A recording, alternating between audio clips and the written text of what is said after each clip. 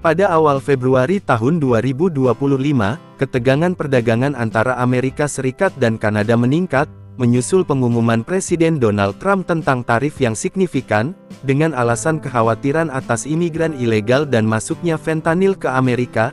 Trump mengumumkan tarif 25% untuk semua impor Kanada, dengan pengurangan tarif 10% khususnya pada produk energi Kanada.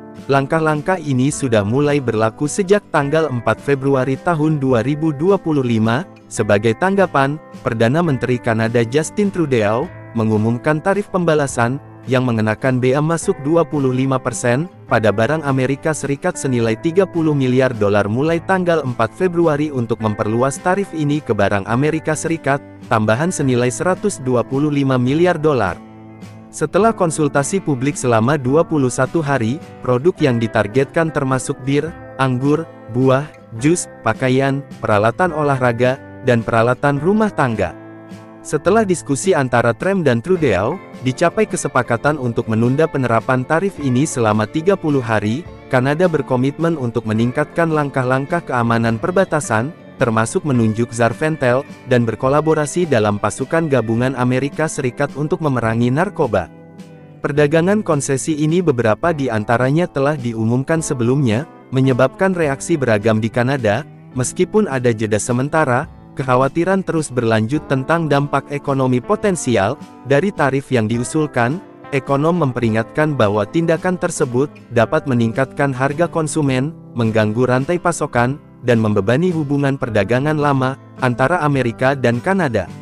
Situasi tetap cair dengan kedua negara terlibat dalam negosiasi untuk menemukan resolusi yang lebih permanen sebelum batas waktu. Perkembangan terakhir menunjukkan bahwa Kanada sedang menyesuaikan strategi ekspor minyaknya sebagai respon terhadap dinamika perdagangan yang berkembang dengan Amerika Serikat dan meningkatnya permintaan dari pasar Asia, terutama China. Industri minyak Kanada, operator pipa Kanada Trans Mountain, mengantisipasi peningkatan minat pada sistem pipanya, terutama jika tarif Amerika Serikat diterapkan. Pipa Trans Mountain yang dapat mengangkut hingga 890.000 barel per hari, dari Alberta ke pantai Pasifik Kanada, telah beroperasi pada kapasitas sekitar 80%.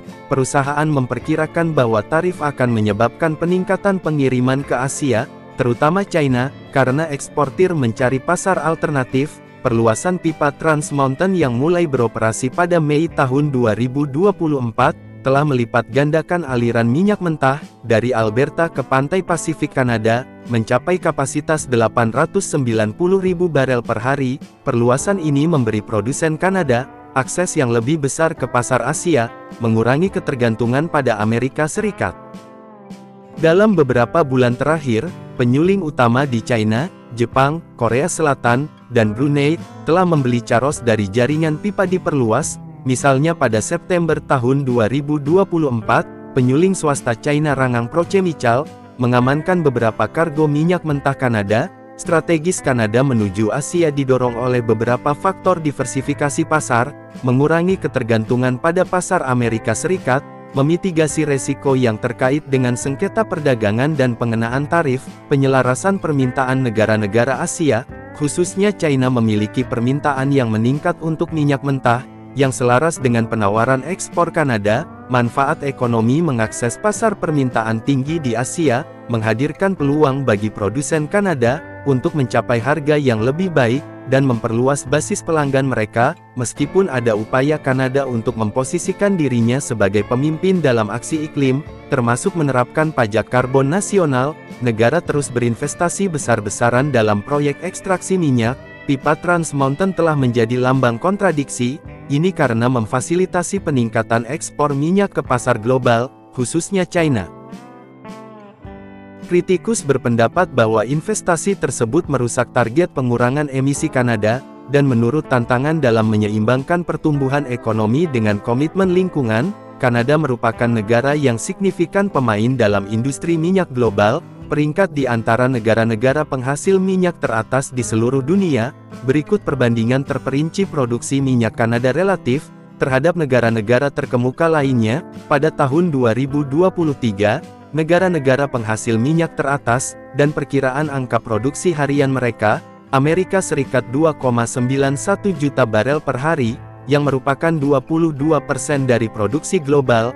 Arab Saudi 11,13 juta barel per hari atau 11%, Rusia 10,75 juta barel per hari juga 11%, Kanada 5,76 juta barel per hari yang menyumbang 6%, Cina 5,26 juta barel per hari, yang merupakan 5%, secara kolektif 5 negara teratas ini menyumbang lebih dari setengah dari total produksi minyak dunia.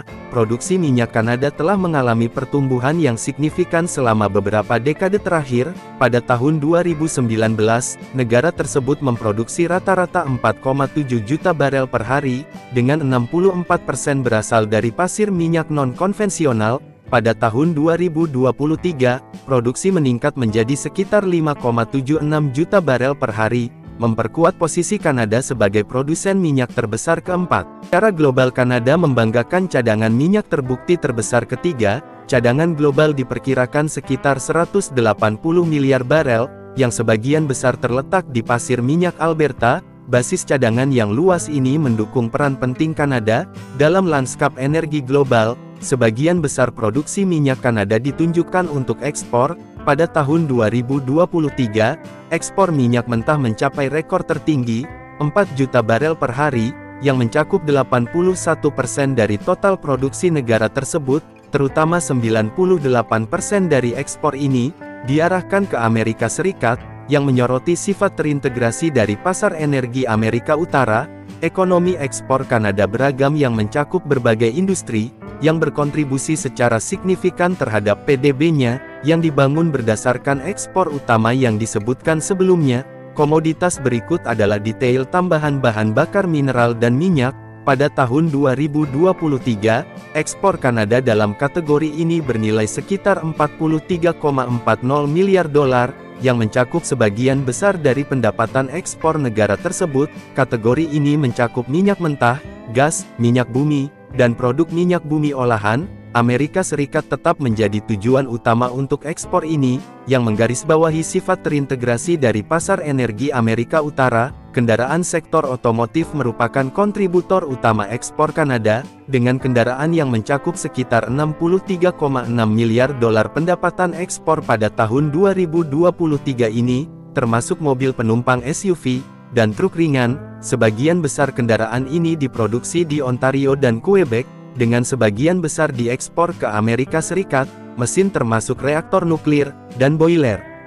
Ekspor mesin yang mencakup berbagai peralatan industri dan teknologi. Kategori ini mencakup berbagai macam produk, mulai dari peralatan telekomunikasi, hingga komponen elektronik yang digunakan dalam berbagai aplikasi. Tujuan ekspor utama termasuk Amerika Serikat dan Meksiko, difasilitasi oleh perjanjian perdagangan seperti Perjanjian Kanada-Amerika Serikat dan Meksiko.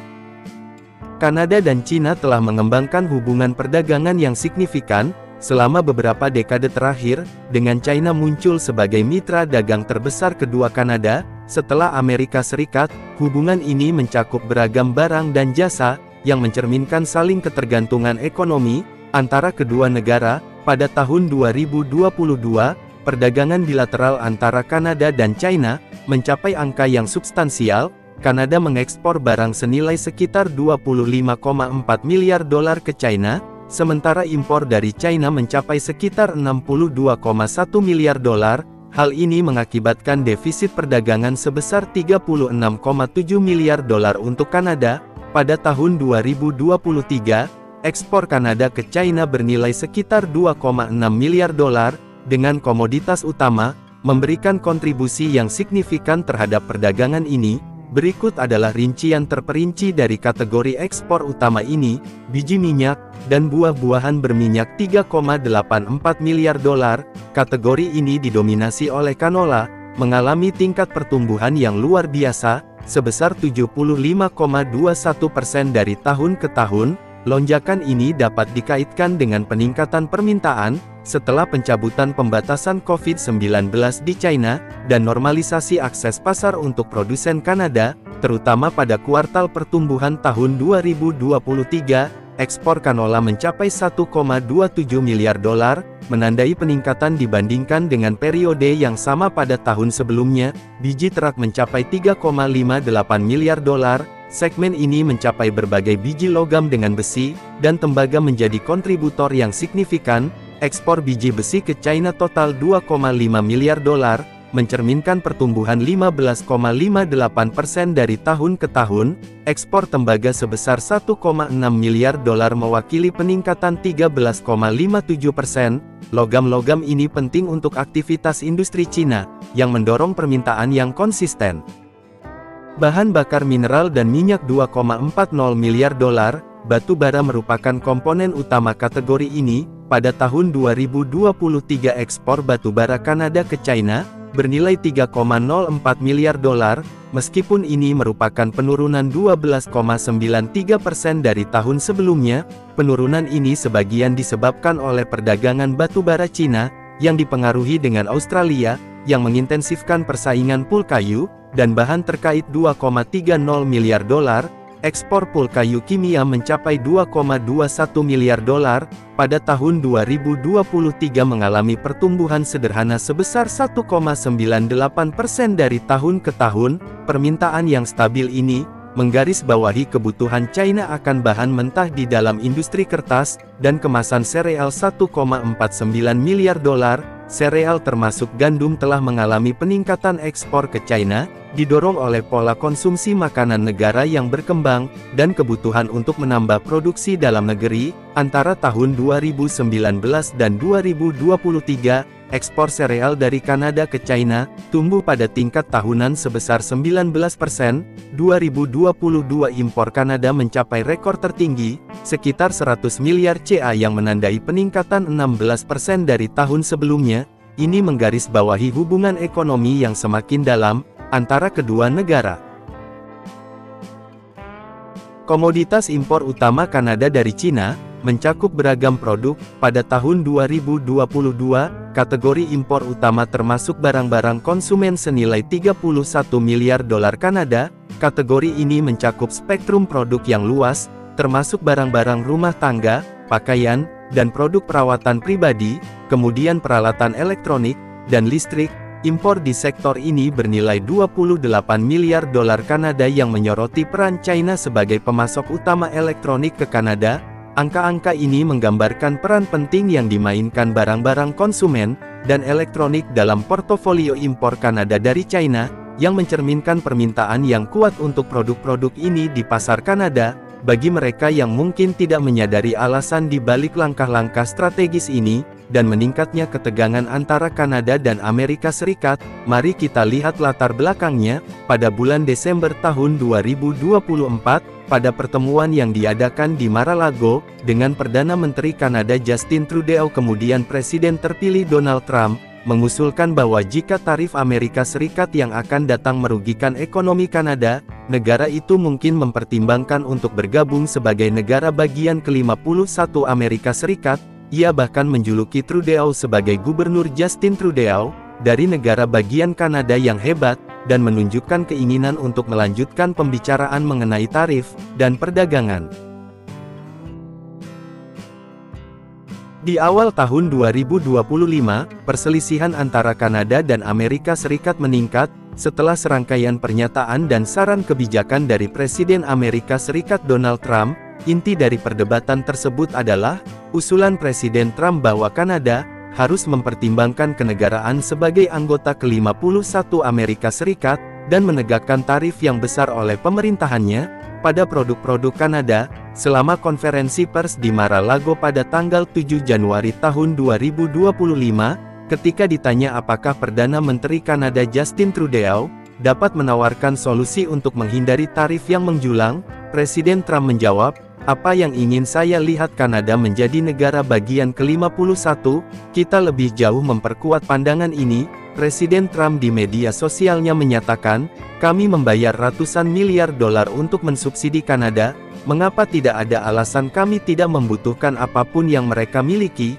Kami memiliki energi tak terbatas, harus membuat mobil sendiri, dan memiliki lebih banyak kayu daripada yang dapat kami gunakan. Tanpa subsidi besar ini, Kanada tidak lagi ada sebagai negara yang layak, keras tapi benar. Oleh karena itu, Kanada harus menjadi negara bagian ke-51, yang kami sayangi, pajak yang jauh lebih rendah, dan perlindungan militer yang jauh lebih baik bagi rakyat Kanada, dan tidak ada tarif. Selain komentar ini, Presiden Trump telah membuat beberapa pernyataan lain, yang semakin menegangkan hubungan antara Amerika Serikat dan Kanada. Pada Januari tahun 2025, telah menyatakan mereka pada dasarnya tidak memiliki militer, mereka memiliki militer yang sangat kecil. Dia juga mengatakan kami menghabiskan ratusan miliar setahun, untuk melindungi Kanada. Terlebih lagi Trump mengkritik Kanada karena dugaan larangannya terhadap Bank Amerika Serikat, menanyakan apa itu semua tentang pernyataan ini, bertepatan dengan keputusan pemerintahnya untuk mengenakan tarif 25% barang Kanada, dengan pengurangan tarif 10% pada ekspor energi. Pemerintah Amerika Serikat membela tarif ini, sebagai tindakan yang diperlukan untuk mengatasi masalah, seperti imigrasi ilegal, dan perdagangan narkoba.